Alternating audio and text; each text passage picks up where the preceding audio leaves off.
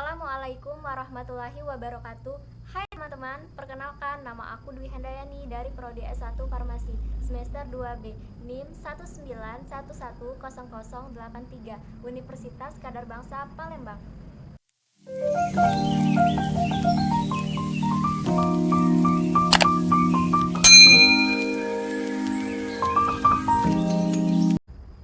Untuk video kali ini saya akan membahas tentang materi stabilitas obat.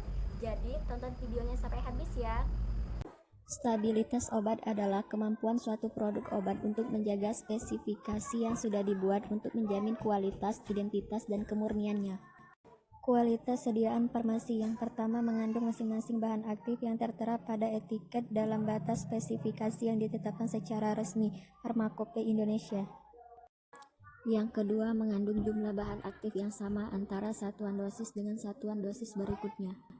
Yang ketiga bebas dari zat asing, terjaga potensinya dan penampilannya sampai saat digunakan oleh pasien.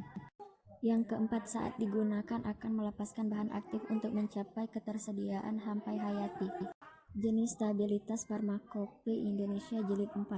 Stabilitas kimia, setiap zat aktif mempertahankan keutuhan kimiawi dan potensi yang tertera pada etiket dalam batas yang dinyatakan dalam spesifikasi. Stabilitas fisika, mempertahankan sifat fisika awal termasuk penampilan, kesesuaian, keragaman, disolusi, dan kemampuan untuk disuspensikan. Stabilitas mikrobiologi, sterilisasi atau resistensi terhadap pertumbuhan mikroba dipertahankan sesuai dengan persyaratan yang dinyatakan. Zat antimikroba yang ada mempertahankan efektivitas dalam batas yang ditetapkan. Stabilitas terapi, efek terapi tidak berubah selama usia guna, shelf life, sediaan. Stabilitas toksikologi, tidak terjadi peningkatan bermakna dalam toksikologi selama usia guna, misalnya pembentukan senyawa epitetrasiklin dan anhidrotetrasiklin dalam suspensi tetrasiklin. Stabilitas farmaseutika bermakna luas, interpretasi paling umum adalah stabilitas kimia suatu senyawa obat di dalam suatu sediaan. Kinerja suatu obat bila diberikan sebagai tablet, kapsul, sirup, atau injeksi tidak hanya ditentukan oleh isi atau konten dari sediaan tersebut, yaitu bahan aktifnya, tetapi juga sifat farmaseutiknya, disolusi, disintegrasi, kekerasan, dan lain-lain. Oleh karena itu, semua aspek tersebut harus menjadi bagian dalam program uji stabilitas.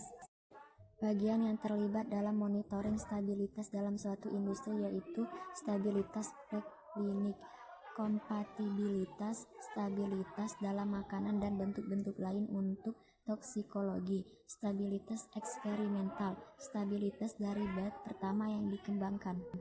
Stabilitas post-eksperimental, uji klinis dari bat pertama skala pilot yang menjadi dasar dalam mengajukan NDA untuk menetapkan masa daluarsa sementara. Stabilitas bat produksi, pemantauan rutin.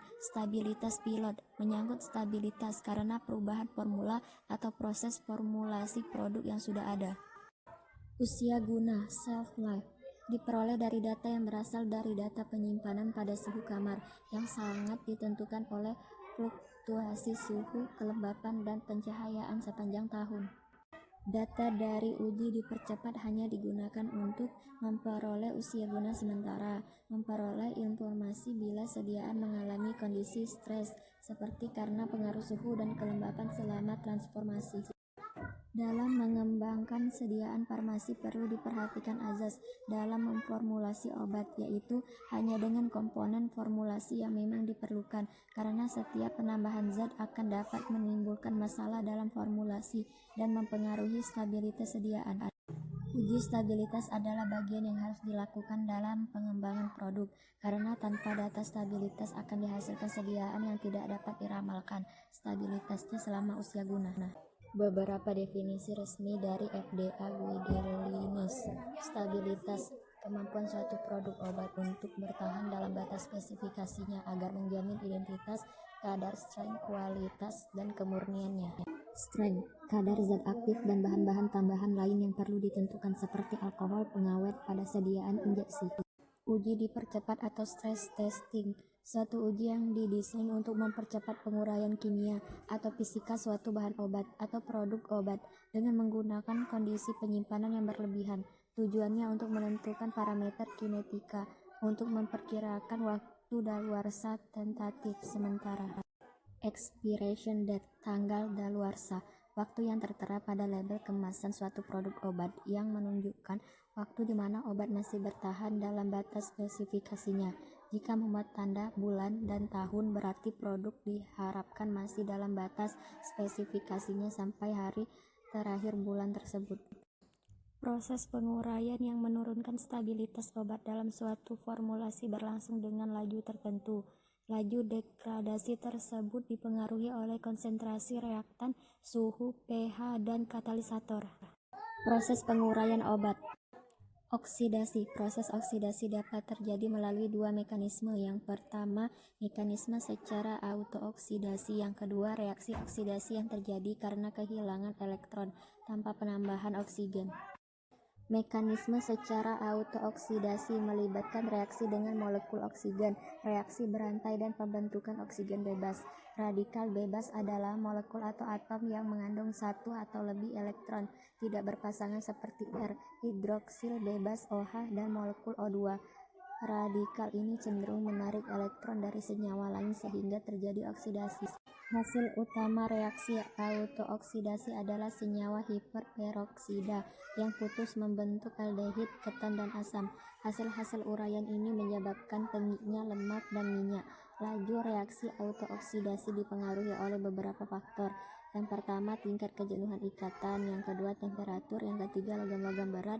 Yang keempat, wujud zat yang teroksidasi. Yang kelima, oksigen. Reaksi oksidasi yang terjadi karena kehilangan elektron tanpa penambahan oksigen. Pada mekanisme ini, dengan adanya setengah sel oksidasi menyebabkan terjadinya setengah sel reduksi. Hidrolisis, solvolisis adalah obat dapat terurai karena bereaksi dengan pelarut. Jika pelarut yang digunakan adalah air, maka disebut hidrolisis. Hidrolisis merupakan mekanisme penguraian yang paling umum terjadi pada produk farmasi yang mengandung air. Hidrolisis melibatkan interaksi obat dengan pelarut nukleofilik, biasanya air atau alkohol, yang dikatalisis oleh ion hidrogen H+ atau ion hidroksida OH-. Reaksi kimia ini menyebabkan terjadinya pemutusan ikatan pada molekul obat yang mengandung gugus ester, amida, lakton, dan antilaktam. Isomerisasi, proses yang menyebabkan terjadinya perubahan suatu obat menjadi isomer optiknya. Hal ini dapat menjadikan obat non-aktif secara biologis atau terjadi penurunan aktivitas. Fotolisis, proses penguraian obat terjadi bila sediaan obat terkena paparan radiasi elektromagnetik dan disebabkan oleh energi yang diserap dari sumber radiasi. Ada dua mekanisme utama penguraian secara fotolisis. Yang pertama, penguraian fotokimia primer. Yang kedua, reaksi fotokimia sekunder. Penguraian fotokimia primer, molekul obat itu sendiri menyerap energi dari sumber radiasi. Reaksi penguraian lebih mungkin terjadi bila radiasi yang diserap adalah sinar ultraviolet atau sinar tampak dengan panjang gelombang pendek. Reaksi fotokimia sekunder, yang menyerap energi radiasi adalah molekul lain di dalam sediaan, yang kemudian akan mentransfernya ke molekul obat dan diikuti oleh terjadinya berbagai reaksi penguraian. Molekul ini yang menyerap energi radiasi tersebut disebut photosynthesizer, yang berperan sebagai katalisis. Polimerisasi. Pada proses ini terjadi penggabungan dua atau lebih molekul obat menjadi molekul kompleks yang dapat diikuti dengan penurunan aktivitas biologis. Jadi kesimpulannya, kestabilan adalah kemampuan suatu produk obat untuk menjaga spesifikasi yang sudah dibuat untuk menjamin kualitas, identitas, dan kemurniannya. Jenis stabilitas obat Farmakope Indonesia Jilid 4. Yang pertama, stabilitas kimia. Yang kedua, stabilitas fisika. Yang ketiga, stabilitas mikrobiologi. Yang keempat, stabilitas terapi. Dan yang kelima, stabilitas toksikologi.